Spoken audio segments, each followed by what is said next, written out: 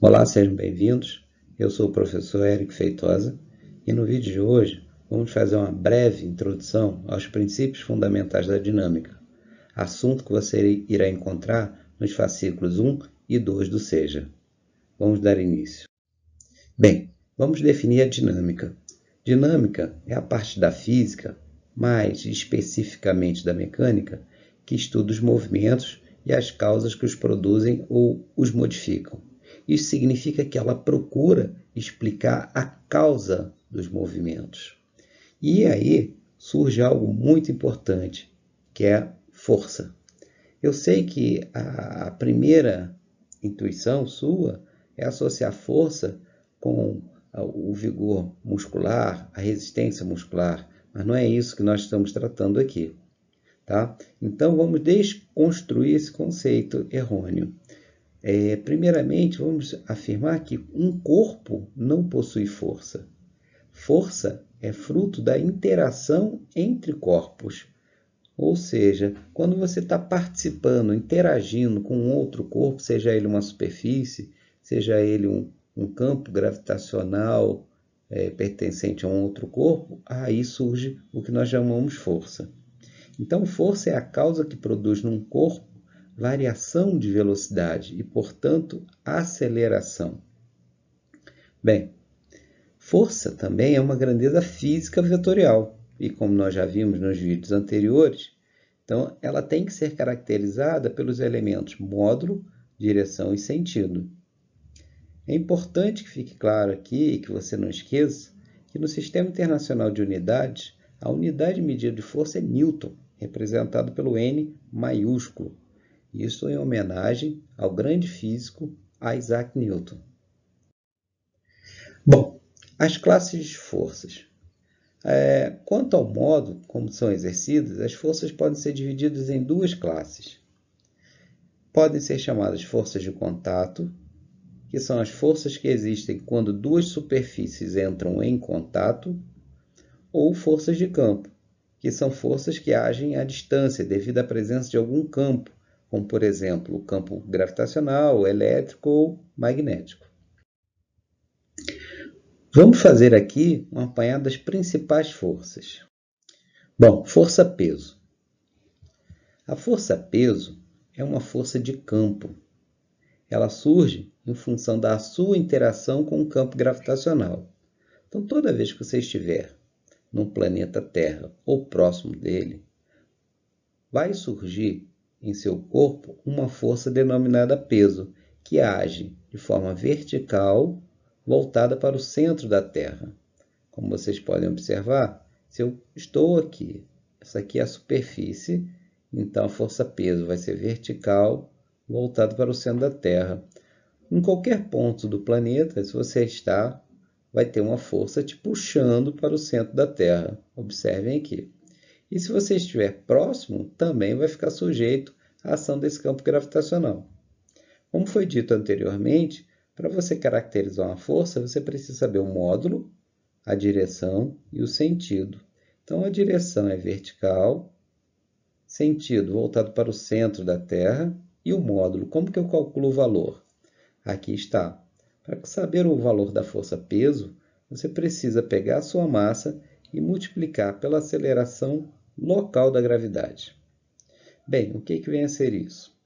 O valor da aceleração local vai depender de planeta para planeta. É bem verdade que para um mesmo planeta esse valor pode mudar sensivelmente. Mas, para fins de estudos, nós adotamos a aceleração do planeta Terra igual a 10 metros por segundo ao quadrado. Significa que, se você tem uma massa de 70 kg e você está no planeta Terra, então você teria um peso equivalente a 70, que é o valor da sua massa, vezes 10, que é o valor da aceleração da gravidade terrestre. Então você teria 70 vezes 10, 700 newtons, que é a unidade de força. Bem, você me pergunta, se eu mudar de planeta, você mudando de planeta, o valor da aceleração local muda também seu peso, mas a sua massa não altera, ok? Força normal. A força normal, diferentemente da força peso, ela é uma força de contato. Ela surge a partir da interação de um corpo com uma superfície. Então, como já foi dito, a caracterização de uma força passa por você conhecer seu módulo, sua direção e o seu sentido. No entanto, não há nenhuma fórmula que eu possa passar para dizer para vocês calcularem o módulo da força normal. Isso porque o valor da normal ela pode variar de probleminhas para probleminhas. Vai depender da situação do problema. Agora, a direção e sentido, isso nós já podemos caracterizar. Observem que a força normal vai ser sempre perpendicular à superfície. O que significa? Vai formar sempre um ângulo de 90 com a superfície. E o sentido vai ser sempre da superfície para o corpo. Então, observem esse caso aqui, ó, perpendicular à superfície, saindo da superfície para o corpo. Da superfície para o corpo. E sempre formando um ângulo de 90 graus com a superfície. Olha que caso interessante. Tenho duas esferas, uma laranja e uma azul, dentro de um recipiente. Vamos contar quantas interações, quantos contatos ela tem, a esfera laranja? Eu tenho uma com a superfície inferior, uma com a superfície lateral e uma que está tangenciando a esfera azul. Então, tem contato, então tem força normal. Observem, ó, saindo da superfície para o corpo, da superfície para o corpo, da superfície para o corpo. No caso aqui, a esfera laranja são 3 forças normais. Já a esfera azul, eu tenho uma interação com a superfície lateral e uma interação também com a esfera laranja. Então, 2 forças normais, saindo da superfície para o corpo e da superfície para o corpo. Então, fica aqui a dica. Tem contato com superfície? Tem força normal. Força de tração. Também uma força de contato. Surge a partir da interação do corpo com um fio, com um cabo. Então, toda vez que você presenciar um cabo em um exercício, já fica ligado, porque dali tem uma força denominada tração. Igualmente, a força normal também não é uma fórmula específica para calcular o valor da tração. Nós vamos tentar resolver problemas envolvendo tanto a força normal, tração, para podermos demonstrar como se calcula o valor dessas forças. E vocês vão poder observar que o valor vai variar de probleminhas para probleminhas, situações para situações. E é imprescindível para isso que você conheça o que nós chamamos as leis de Newton. Bem, então vamos lá, caracterizar pelo menos a direção e sentido dessa força. Então, a força de tração, ela age no sentido de puxar o corpo ao longo do fio. Então, ela vai sair do corpo para o fio. Observem aqui, ó, do corpo para o fio, do corpo para o fio. Vamos para a próxima. Força elástica. Opa, esta sim tem uma fórmulazinha para você calcular o valor da força elástica. Observem que o valor da força elástica é dado por essa fórmula, K vezes X. O que seria o K? Esse K é o que nós chamamos de coeficiente de elasticidade. Esse coeficiente ele vai depender da natureza de cada mola, ou seja, eu tenho uma mola que tem um determinado valor e uma outra mola poderá ter um valor maior ou menor, ou mesmo igual, vai depender da natureza dessa mola. E esse X é o quanto essa mola variou o seu comprimento.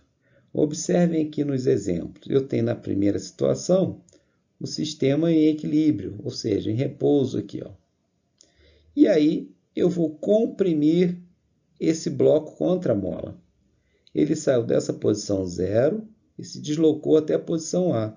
Então, ele deslocou X. Com isso, a mola também foi comprimida de um valor X. A força elástica surge sempre no sentido de restaurar a mola. Então, que seria restaurar? Trazê-la para a posição de repouso. Então, ela vai tender a empurrar esse bloco para a direita. Ao mesmo passo, se eu faço com que essa mola se alongue, ou seja, eu puxo o bloco da posição 0 para a posição A', ou seja, também deslocou o X. Surge a força elástica no sentido de restaurar a mola, ou seja, trazê-la para a posição de repouso. Então, nesse caso, ele vai puxar o bloco de volta aqui para a esquerda. Fica claro, para calcular o módulo, eu uso essa fórmula, Kx. Lembrando que K é o coeficiente de restituição da mola e X a variação do comprimento dessa mola. Agora, a direção e o sentido. A direção passa do corpo para a mola, quando ela for alongada, e da mola para o corpo quando ela estiver comprimida. Melhor dizendo assim, no sentido de restaurar essa mola, ou seja, trazê-la para a posição de repouso. Força de atrito. Essa aqui é uma das forças mais importantes, mais presentes no nosso dia a dia. A força de atrito, conhecida como FAT, ela surge devido à rugosidade existente entre as superfícies. Então, o que acontece? Suponha que eu tenho uma caixinha vermelha e a superfície azul. Se eu pudesse colocar uma lupa, ampliar essa visão, dar um zoom, analisar microscopicamente, eu vou poder observar que as superfícies que estão em contato, elas são rugosas. E essa rugosidade faz com que dificulte esse movimento. Então, eles ficam presos. Tem momentos em que você precisa aumentar ainda mais esse atrito. Vou te dar um exemplo. Se você tiver sobre uma superfície escorregadia, e você quer se deslocar, você tende a aumentar, você necessita aumentar esse atrito. O que você faria? Por exemplo, você pode envolver os pneus de um carro com uma corrente em situações em que ele está sobre a neve, por exemplo, ou fazer com que ele passe por cima de algumas pedras quando ele está atolado, isso no sentido de aumentar. E tem situações que você necessita diminuir esse atrito. Então, para diminuir esse atrito, podemos utilizar, por exemplo, lubrificantes que contém em seu conteúdo microesferas que vão preenchendo esses espaços. Agora, a força de atrito, ele tem uma fórmula. Você tem como calcular o valor dessa força de atrito. E a FAT é igual a μ vezes normal. O que é o μ? É o coeficiente de atrito, que depende da natureza das superfícies em contato. E N é a força normal que a gente já viu no slide anterior. Então, esse atrito ele também pode ser classificado em duas situações. O atrito estático é quando o corpo ainda está em repouso, ou o atrito dinâmico, é quando o corpo está em movimento. Algumas literaturas chamam também de atrito cinético, também quando é o atrito relacionado com o corpo em movimento. Mas vamos lá. Suponha essa primeira situação aqui, que esse bloco está sendo solicitado, está sendo puxado por essa força F, mas ainda assim o bloco não se deslocou. Então, essa força de atrito que está dificultando esse movimento, aqui ele vai ser denominado de atrito estático. Por quê? Porque o bloco ainda está em repouso. Mas nós temos também uma outra situação. Suponha que eu estou puxando esse bloco e ele está em movimento aqui. Tem uma aceleração. Poderia ter aceleração ou não. Está em movimento. Uma vez que ele entra em movimento, esse atrito passa a ser chamado de atrito cinético ou dinâmico. E aí o que acontece? Esse μ se modifica. As superfícies são as mesmas, mas experimentalmente verifica-se que esse coeficiente ele sofre alteração. Esse outro quadro é bastante significativo. Por quê? Quando nós falamos de força, falamos que o número de forças que surgem em um corpo é igual ao número de interações. Se você observar aqui, eu tenho esse bloco interagindo com a superfície e com o planeta.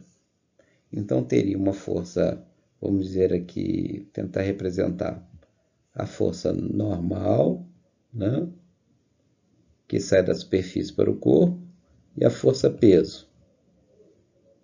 Ah, mas tem a força de atrito. Ué, então como é que pode ter 3 forças se eu só tenho 2 interações? Isso é uma coisa que vamos trabalhar com bastante carinho nos vídeos próximos. Mas observe um detalhe. Vou apagar aqui o que eu fiz. Vamos tentar deixar bem claro. Esse é um caso em que a força da superfície ela não é perpendicular. Ela está agindo com essa angulação. Essa aqui é a força exercida pela superfície, que quando você decompõe, lembrem lá da decomposição de forças, quando você decompõe, você tem essa componente horizontal e tem essa componente vertical. Essa componente vertical que nós chamamos de força normal, e essa aqui é a força de atrito. Na verdade, nós só temos esta aqui. E aí nós teríamos, mais uma vez, esta força e o peso. Então, são 2 interações, 2 forças. Mas, para facilitar, o que a gente faz? A gente trabalha com as componentes. E quando a gente trabalha com as componentes, como já foi dito, é como se isso aqui simplesmente deixasse de existir. Então, nós passamos a ter a força normal e a força de atrito. Mas isso nós vamos trabalhar muito mais à frente. Bem, eu trago aqui alguns exemplos. Vamos trabalhar aqui, ó. Conjunto de 2 blocos apoiados em uma superfície rugosa. Rugosa, isso é importante, ó. Se aparece esse termo aqui, rugosa, significa que ele tem atrito. E sendo puxado por uma força F.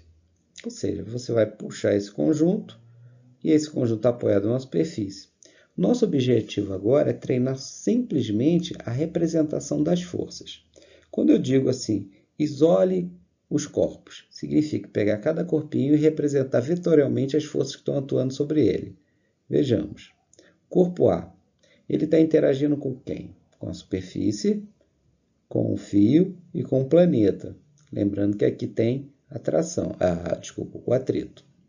Tem uma dicasinha, um macete, que eu nem gosto muito de utilizar, mas ajuda, que diz assim, quantas forças surgem?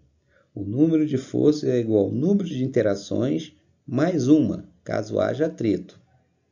Ou o número de forças é igual ao número de interações, caso não haja atrito. Então, vamos pensar aqui, ele está interagindo com a superfície, está aqui, uma interação, com o fio, 2 interações, e com o planeta, ou seja, com o campo gravitacional, 3 forças. Opa, tem atrito, então 4 forças vão surgir. Vamos tentar representá-las. Peso, vertical e para baixo, força normal devido à superfície, força de tração do corpo para o fio e a força de atrito, ela se opõe ao movimento. Observem aqui, eu puxo esse conjunto, o A tende para a direita, então a força de atrito vai ser para a esquerda. E no bloquinho B, ele está interagindo com a força F, 1, com o fio, 2, com a superfície, 3, com o campo gravitacional, 4, e ainda tem atrito, então são 5 forças. F, o peso, a normal, a tração e a FAT. Observem também que o corpo B vai para a direita, então a FAT seria para a esquerda. Vamos para o nosso segundo exemplo. 2 blocos unidos por uma corda passando por uma roldana. Despreze os atritos. Olha que bacana, que importante. Aqui, o exercício pede para você desprezar os atritos. O que isso significa? Que o valor do atrito é tão pequeno que não faz sentido compor nos seus exercícios. Então, como que eu posso representar as forças? Eu vou representar agora de uma outra forma, no próprio esquema. Também posso fazer isso. Então, observem aqui, ó, interação com a superfície, normal. Interação com o planeta, ou seja, campo gravitacional, peso. Interação com o fio, atração. Lembrando que nesse caso não há atrito. Então, o número de forças é igual ao número de interações. Ó. Interação com a superfície, 1. Com o fio, 2. Com o campo gravitacional, 3. 3 interações, 3 forças. O corpinho B. Eu tenho interação com o fio e com o campo gravitacional. 2 forças, tração e peso. Lembrando que aqui não tem normal. Por que não tem normal? Porque não tem interação com superfície. Próximo exemplo. Plano inclinado. Sem atrito. Mais uma vez, traz a informação aqui, ó, sem atrito, ou seja, o atrito desprezível. Então, nesse caso, o número de forças é igual ao número de interações. Então, quantas interações esse bloco tem? Com a superfície. Se tem a superfície, tem que ter a força normal. Então, a força normal é perpendicular à superfície, saindo da superfície para o corpo. Está aqui, ó, como se fosse isso aqui, formando um ângulo de 90. E tem a interação com o campo gravitacional. Então, esse corpinho, lembrando que ele está interagindo com o campo gravitacional. Então, vai surgir a força peso. Força peso é vertical e para baixo, formando um ângulo de 90 com a superfície aqui do planeta. Então, aqui seria a força peso. Bem, vamos lá como que fica. Esse seria o esquema, ou seja, a representação vetorial das forças que estão atuando no bloco. Próximo e último exemplo. Tenho aqui um esqueminha com 3 blocos. Bloco A, B e C. Observe no bloquinho C, ele tem 2 interações. Uma com o campo gravitacional e uma com o fio. Aqui o B tem uma interação com o fio da direita, um fio da esquerda, a superfície e o planeta. 4 interações. Aqui, o bloquinho A tem uma interação com a mola e com o campo gravitacional. 2 interações. Vamos lá, primeira situação, sem atrito. Então, lembrando, se é sem atrito, o número de forças é igual ao número de interações. Está aqui o corpinho C, tem o peso, em função da interação com o campo gravitacional, e tem a força normal. O corpinho B, eu tenho o peso, tenho a normal, tenho a interação com o primeiro fio da esquerda e com o fio da direita. E o corpinho A, eu tenho o peso e tenho da força elástica.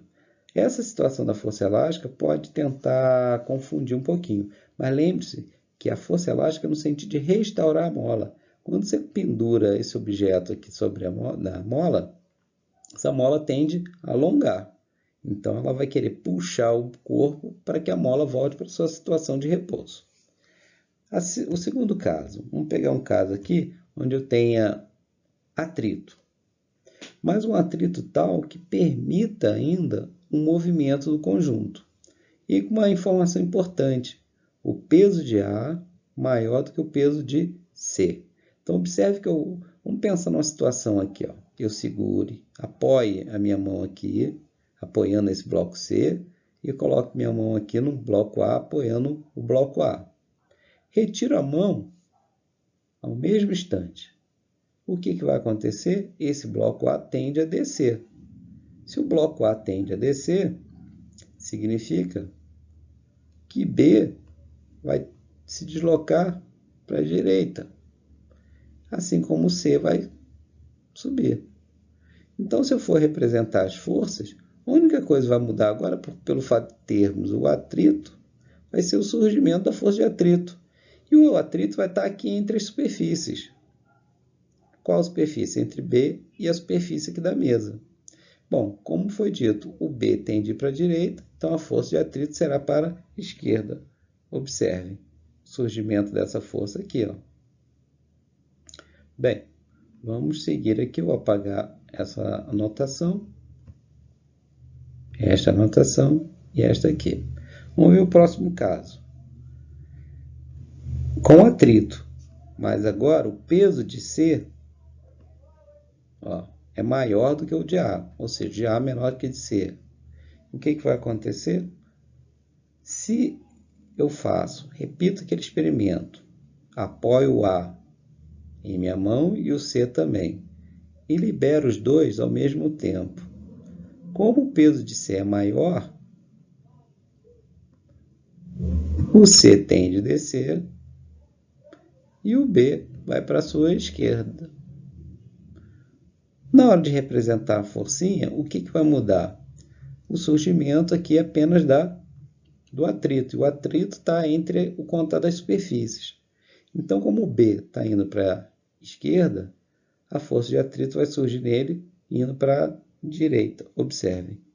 Aqui surgiu a força de atrito. Bem, espero que tenham compreendido. Vou liberar uma lista de alguns exercícios só para que você treine nesse primeiro momento a representação vetorial das forças que atuam em cada bloquinho. Ok? Um abraço e até o próximo.